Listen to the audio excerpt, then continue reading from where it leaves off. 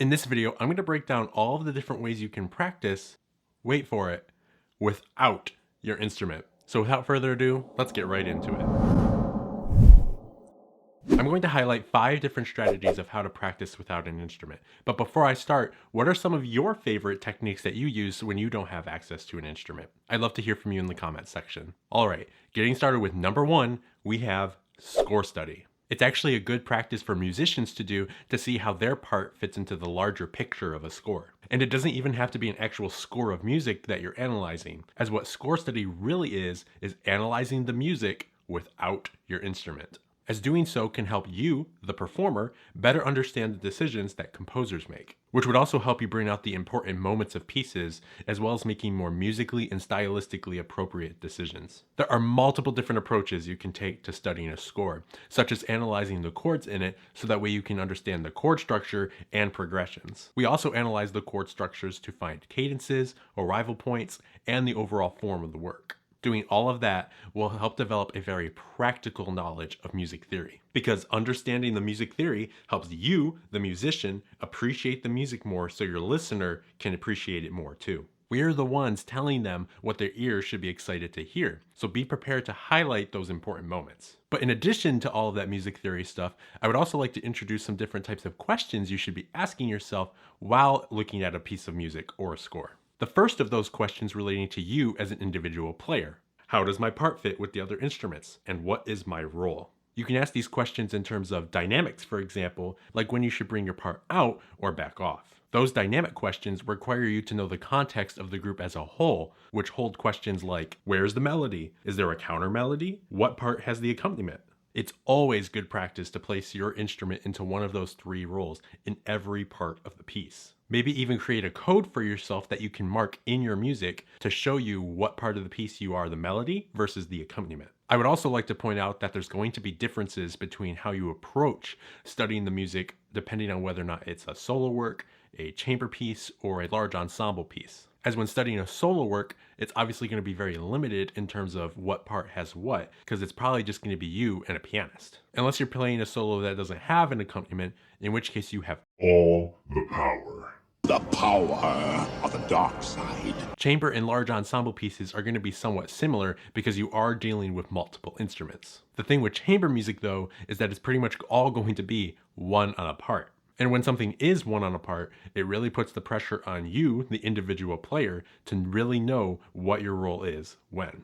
Alright, as much as I would love to keep talking about score study, as there really is just so much to talk about, we have to keep going with the video. So going on over to strategy number 2, we have listening to the music. And between you and me, I would actually consider listening to the music practice in and of itself, regardless of whether or not you have an instrument. When you're listening, you should be listening for both your part and all of the other parts around yours. This will allow you to pick up on things that you haven't noticed before, as well as hearing how your part fits into the overall soundscape of the piece. In order to do this effectively though, you have to make sure you're listening to multiple different interpretations of the same piece. I, for one, am very guilty of listening to the same group play the piece I'm listening to, which usually happens to be the Dallas Winds. I mean, they are arguably the most well-known professional wind band in the country. Exposing yourself to multiple different interpretations of music, however, will really open your doors to many different possibilities of music making. Listening to the piece while also looking at the music can be very helpful as well. Alright, moving on to strategy number 3, we have practice your breathing exercises. This one is a little bit more exclusive to wind players, but it is absolutely something you can do without your instrument. And although I would love to keep talking at you guys, I think I'm going to hand this next part of the video over to someone who has a little bit more knowledge on breathing exercises for wind players. So for this next minute or so, let me introduce you to LEAH Keller, an amazing flautist, fellow music educator, and the person I get to call my amazing girlfriend. LEAH, take it away. Hi y'all, I'm LEAH. We're gonna do a few breathing exercises here. So the first one, we're gonna use our arms and we're gonna go all the way up like this, so make sure you have enough room. We should be feeling that stretch in the upper chest and the upper back and neck and shoulders. It's getting our bodies ready to breathe and move, because playing our wind instruments and our string instruments and percussion and singing, all of that is using our entire bodies. We gotta be ready to breathe and move our entire bodies. So we're gonna go in for 6, hold for 4 at the top, out for 8, hold for 4 at the bottom. Let's do it. 1, 2, ready. Inhale, 2, 3, 4, 5, 6, hold, 2, 3, 4. Exhale, 2, 3, 4, 5, 6, 7, 8, hold, 2, 3, 4. Inhale, 2, and you get the idea. Loop it like 5, 6 times in a row. If you don't feel lightheaded at the end of this 5 or 6 times in a row, you're doing it wrong. We should feel lightheaded, and then you're going to have to sit down, because that means that we are using a lot of air and we are breathing correctly. Second exercise that we're going to do, I'll explain it and then we'll do it. We're going to go in for 4, out for 8, in for 2, out for 12, in for 1, out for 16. So when we do this, we're going to create resistance with our hand, kind of like when we're playing our instrument and we have to breathe really quickly. If it's audible like that, that's great. That means that it's an accurate sound. When we exhale, we're going to make the sing sound. So it's going to sound like. So our fingers, our first finger really is pressed up right against our lips, and our lips are a little bit apart, kind of like we're playing an instrument, not making any embouchure or anything. Everyone can do this, even if you're not a wind player. Here we go. So in for 4, out for 8, in for 2, out for 12, in for 1, out for 16. 1, 2, 3, 4.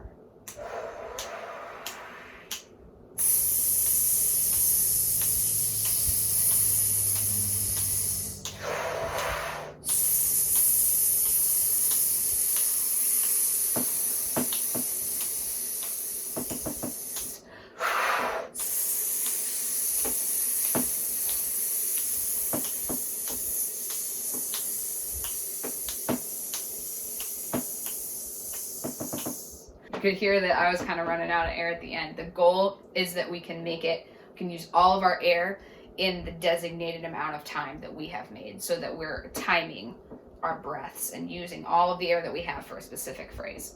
Hopefully that was helpful.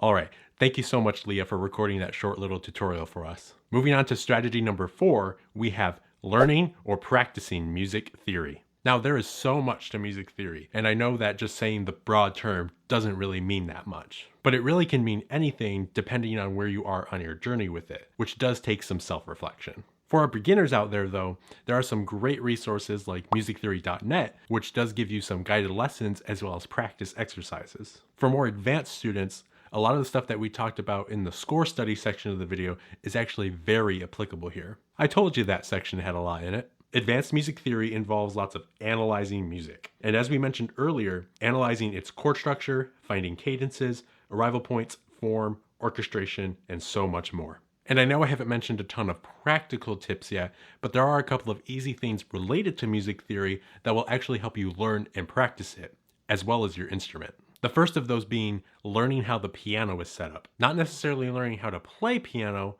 although that helps, but simply learning the setup. What I mean by that is learning the order of the notes, so that way you can visualize it on the keyboard, which will help a lot with spelling chords and other related things. A lot more than it might seem at face value. The second thing would be memorizing solfege. This is another practical tool that will help you visualize the notes of the scale. All this music theory helps us develop that oh so important oral skills that we need as musicians. Okay, now for the 5th and final strategy, and that's fake playing. I know that sounds a little weird, but I honestly could not come up with a better title for it.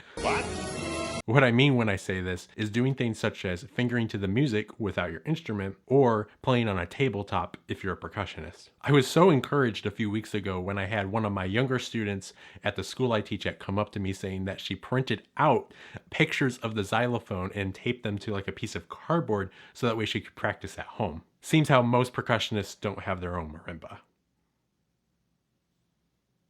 This is actually a common thing I've heard of percussionists doing because of that lack of access to a keyboard outside of school, which results in me seeing things like this pop up on social media. Obviously, you don't get the audible part of the instrument, but when you don't have access or can't afford to buy a marimba, this is a great alternative for practicing. On the winds or string side of things, practicing your fingerings while looking at or listening to the music is a great way to practice without your instrument. Another great thing to do in addition to that, though, would be singing your part while fingering. Again, building those aural skills and simulating the feeling of actually playing. An added challenge would be to sing not just the rhythms, but also the correct pitches and intervals as well. Another tip is if there are tricky intervals, fingerings, rhythms, or passages that you think might give you trouble in the future, then circle them right then. You will forget if you don't do that. And then next time you are sitting down with your instrument to practice, you can hit those note shedding spots one day at a time. Now, another tip for this, or really any practice in general, is using a metronome. We don't want to just rely on ourselves for tempo because we as humans are very unreliable. And it's actually very hard to focus on maintaining a consistent tempo yourself while also having to worry about playing the notes and having good technique. That's why we have metronomes to keep us honest and accountable. This is also a great way to incrementally build up to a faster tempo is by starting slow and then gradually building up to that fast tempo. But even though I said they could be used for practicing without instruments, it is absolutely something you should be using while practicing with your instrument as well. So there you have it. 5 different strategies that you can use next time you don't have access to your instrument. And I really want to hear from you. What are your best strategies for practicing without an instrument? Put your thoughts down in the comment section. The big thing with a lot of what I mentioned is that these are just great ways to practice, period, especially to build up an even better knowledge of music. And here at this channel, I want to see and help you all become better musicians. So if you want to see more content like this, where I'm talking about the strategies behind music making, then make sure you subscribe so that way you never miss another video. Until then though, I hope you have a great week and happy practicing.